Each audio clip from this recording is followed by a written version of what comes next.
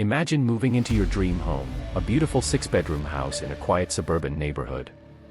The lawn is perfect, the neighbors seem friendly, and for the first time in your life, you feel like you've finally made it. But just 3 days after you move in, a letter arrives in your mailbox.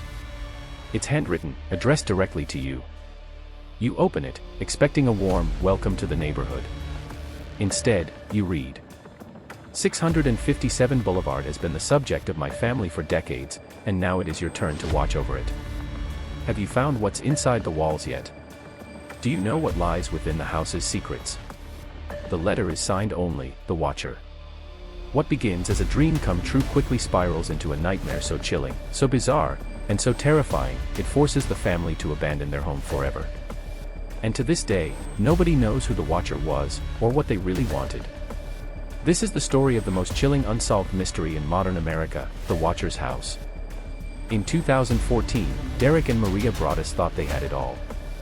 They had saved up for years to buy their dream home in Westfield, New Jersey, a safe, wealthy suburb known for low crime and family life. The home was stunning, 3 stories, a spacious yard, and a classic charm that made it feel like a forever home. They pictured their 3 children running through the halls, birthday parties on the lawn, holidays by the fireplace. But within days of closing the deal, before they had even moved in fully, a letter arrived. It was written in looping, almost elegant handwriting. At first, Derek thought it was from a neighbor welcoming them. But the words quickly took a sinister turn. Why are you here? I will be watching.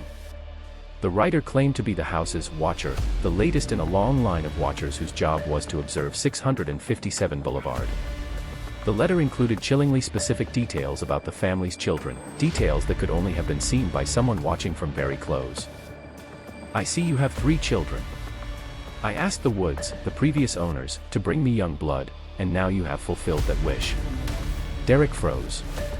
Someone knew not only the number of children but even their birth order, their nicknames, their movements inside the house. At first, Derek and Maria thought it was a sick prank. But more letters came. Each one more invasive, more threatening, more obsessed with the house. The Watcher asked about rooms, hallways, and the secrets of the walls. They hinted at wanting to draw the children into the basement. Would the children play in the basement? Or would they be too afraid to go down there alone? If I were them, I would be afraid. The tone was taunting, almost gleeful, as though the writer was savoring the fear they knew they were causing. The Broadduses contacted police. Investigators canvassed the neighborhood, questioned the previous owners, and analyzed the letters for DNA. One letter revealed traces of female DNA. Another clue suggested someone nearby had intimate knowledge of the house's layout. And yet, no one was ever arrested. Several suspects emerged. The Woods family, who had lived in the house before, admitted to receiving a strange letter right before they moved out, but they said they thought it was a prank. A neighbor behind the house, known for eccentric behavior, was rumored to have an obsession with the property. A localman nicknamed the Gamer was found parked in front of the house late at night. His girlfriend later admitted he was obsessed with the Watcher's story. Some even suspected it was the Broadduses themselves, fabricating the letters to get out of buying the house or to gain media attention. But no evidence ever stuck. By now, Derek and Maria were terrified. They stopped bringing their kids to the house.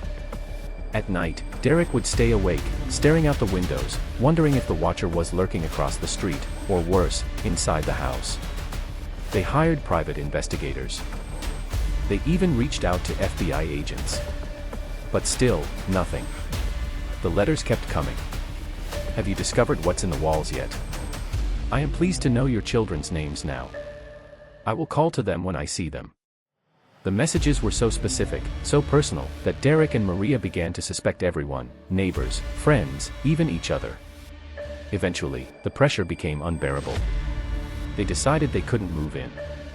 They listed the house for sale, but the story had spread through the media, and no buyer wanted to touch it. Years passed. Lawsuits were filed. The family fell into financial ruin and emotional collapse.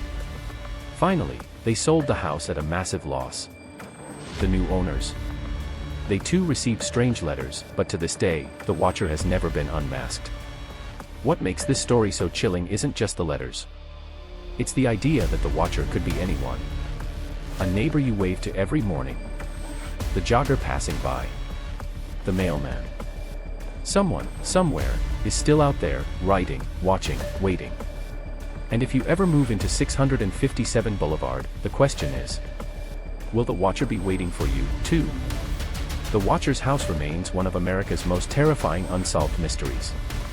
Police files remain open, suspects remain unnamed, and the letters, each one signed with the same haunting name, still exist as a reminder that some nightmares never end.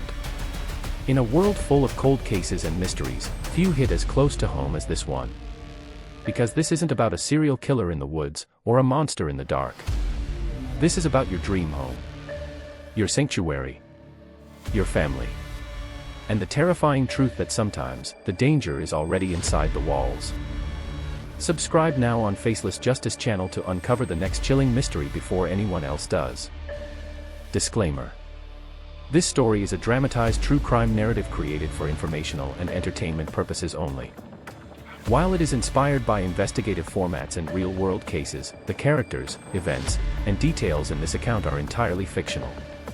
Any resemblance to actual persons, living or deceased, or to real events is purely coincidental. The content is not intended to accuse, defame, or cause harm to any individual or group. Viewer discretion is advised.